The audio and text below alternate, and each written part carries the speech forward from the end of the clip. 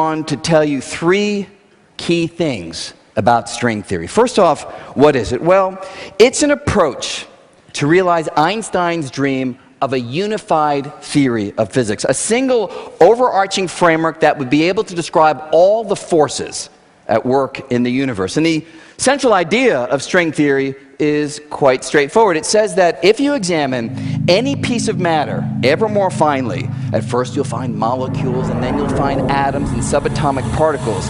But the theory says that if you could probe smaller, much smaller than we can with existing technology, you'd find something else inside these particles. A little tiny vibrating filament of energy, a little tiny vibrating string. And just like the strings on a violin, they can vibrate in different patterns, producing different musical notes. These little fundamental strings, when they vibrate in different patterns, they produce different kinds of particles. So electrons, quarks, neutrinos, photons, all other particles would be united into a single framework as they would all arise from vibrating strings. It's a compelling picture, a kind of cosmic symphony where all the richness that we see in the world around us emerges from the music that these little tiny strings can play. But there's a cost to this elegant unification, because years of research have shown that the math of string theory doesn't quite work. It has internal inconsistencies unless we allow for something wholly unfamiliar: extra dimensions of space. That is, we all know about the usual 3 dimensions of space, and you can think about those as height, width, and depth. But string theory says that on fantastically small scales, there are additional dimensions crumpled to a tiny size, so small that we have not detected them.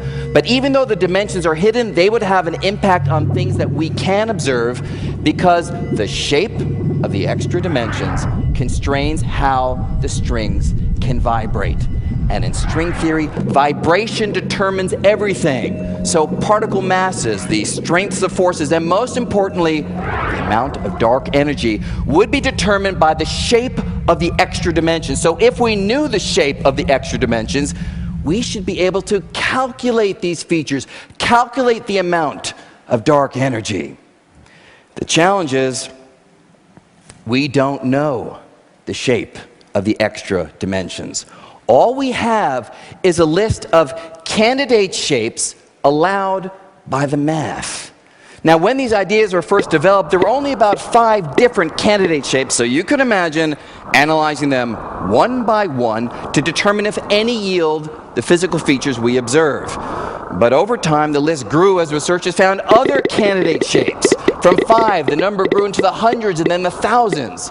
A large but still manageable collection to analyze, since after all, graduate students need something to do. But then the list continued to grow into the millions and the billions, until today, the list of candidate shapes has soared to about 10 to the 500. So, what to do? Well, some researchers lost heart, concluding that with so many candidate shapes for the extra dimensions, each giving rise to different physical features, string theory would never make definitive testable predictions. But others turn this issue on its head, taking us to the possibility of a multiverse. Here's the idea. Maybe each of these shapes is on an equal footing with every other. Each is as real as every other, in the sense that there are many universes, each with a different shape for the extra